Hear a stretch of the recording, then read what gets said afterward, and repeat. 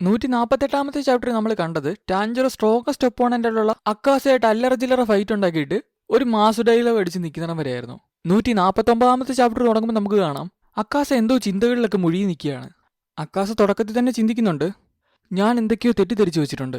തുടക്കത്തിൽ ഞാൻ കരുതിയത് എനിക്ക് സന്തോഷമില്ലാത്തതിന്റെ മെയിൻ കാര്യം ഞാൻ വീക്ക് ആയതുകൊണ്ടാണെന്നാണ്. ഇവൻ എന്തൊക്കെയോ വിയേർഡായിട്ടുള്ള ഫീലിംഗ് എന്റെ തലയ്ക്കുള്ളിൽ കൊണ്ടുവരുന്നുണ്ട്. ഈ അൺഹാപ്പിനെസ് ഒരിക്കലും എന്നെ വിട്ട് പോകും തോന്നില്ല. അവന്റെ കണ്ണുകളും അവന്റെ ശബ്ദവും അവന്റെ വാക്കുകളും എന്നെ എങ്ങോട്ടേക്കോ കൊണ്ടുപോകുന്നു. ഉടനെ തന്നെ നമുക്ക് കാണാം അക്കാസയുടെ പുറകിൽ നിന്ന് ആരോ വന്ന് തോളത്ത് പിടിക്കുന്നതായിട്ട് അക്കാസയ്ക്ക് തോന്നുകയാണ്. ആ പുറകിൽ നിന്ന് തോളത്ത് വന്ന് പിടിക്കുന്ന ആൾ പറയുന്നുണ്ട്, തുടക്കത്തിൽ എല്ലാവരും ഒരു കൊച്ചു കുഞ്ഞിനെ പോലെയാണ്. അവർ മറ്റുള്ളവരിൽ നിന്ന് ഹെൽപ്പ് സീക്കുകയും നീ ഒരിക്കലും ബാക്കിയുള്ളവരുമായിട്ട് വെച്ച് നിന്നെ കമ്പയർ ചെയ്യരുത്. നിന്റെ ഫൈറ്റ് എപ്പോഴും നീയുമായിട്ട് തന്നെ ആയിരിക്കണം. ഏറ്റവും ഇമ്പോർട്ടൻ്റ് ആയിട്ടുള്ള കാര്യം നീ ഇന്നലത്തേക്കാൾ സ്ട്രോങ്ങർ ആകണമെന്നുള്ളതാണ്. നീ ഒരു 10-20 വർഷം കഴിയുമ്പോൾ വണ്ടർഫുൾ ആയിട്ട് ഒരാളായിട്ട് തീരും. അത് കഴിയുമ്പോൾ നീ ആളുകളെ സഹായിക്കാൻ തുടങ്ങും. അന്നാരോ പറഞ്ഞ വാക്കുകൾ അക്കാസയുടെ തലയിൽ ഇപ്പോഴും കുത്തിത്തറച്ചുകൊണ്ടിരിക്കുകയാണ്. അക്കാസ ഉടനെ കൈ തട്ടി മാറ്റി നമുക്ക് കാണാം. ടാഞ്ചിറോ അക്കാസ എന്താണ് കാണിക്കുന്നത് അറിയാതെ വണ്ടർ അടിച്ച് അവിടെ നിൽപ്പുണ്ട്. ടാഞ്ചിറോ എന്നിട്ട് ചിന്തിക്കുന്നുണ്ട്, ഇവൻ എന്തിനാണ് ഈ ഓപ്പൺ എയറിലിട്ട് കൈവീശുന്നത്.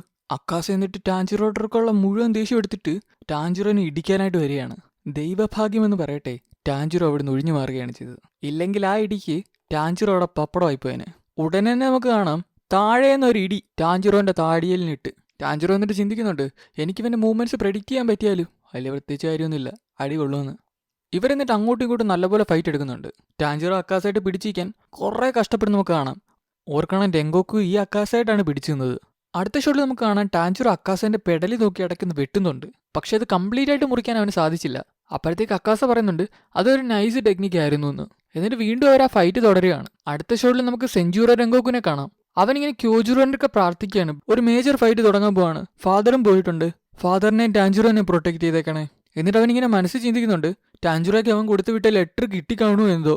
അതിൻ്റെ അകത്ത് ഫ്ലെയിം പില്ലറിനെ കുറിച്ചും സൺ ബ്രീത്തിങ്ങിനെ കുറിച്ചൊക്കെ ഉള്ള ഇൻഫർമേഷൻസ് ഉണ്ടായിരുന്നു. അത് ടാഞ്ചുറോയ്ക്ക് നല്ലപോലെ യൂസ്ഫുൾ ആവും. എന്നിട്ട് അവനിങ്ങനെ അതിനെപ്പറ്റി ആലോചിക്കുന്നുണ്ട്. അടുത്ത ഷോട്ടിൽ നമുക്ക് കാണാം ടാഞ്ചുറോ അക്കാസം ബാക്ക്ഗ്രൗണ്ടിൽ കിടന്ന വൻ ഫൈറ്റ് ആണ്.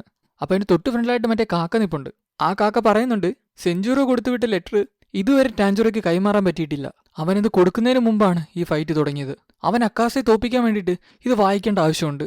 ഉടനെ തന്നെ Tanjiro dance of the fire god എന്ന് പറഞ്ഞിട്ട് അക്കാസയ്ക്ക് നേരെ ഒറ്റ വീശം കൊണ്ട് വീശുകയാണ്. അക്കാസയാരാ മുതല് പുഷ്പം പിടിക്കുന്ന പോലെ ആ കത്തി പിടിച്ചിട്ട് ടാഞ്ചിറോനെ നോക്കി ഒരു ഇളിച്ച ചിരി ചിരിക്കുന്നുണ്ട്. ടാഞ്ചിറോ പറയുന്നുണ്ട്, crap, he gonna break it. അവനത് പൊട്ടിക്കും. ഉടനെ തന്നെ ടാഞ്ചിറോ തന്റെ തലയെടുത്തിട്ട് അക്കാസയുടെ തലയായിട്ട് കൂട്ടിയിടിപ്പിക്കുകയാണ്.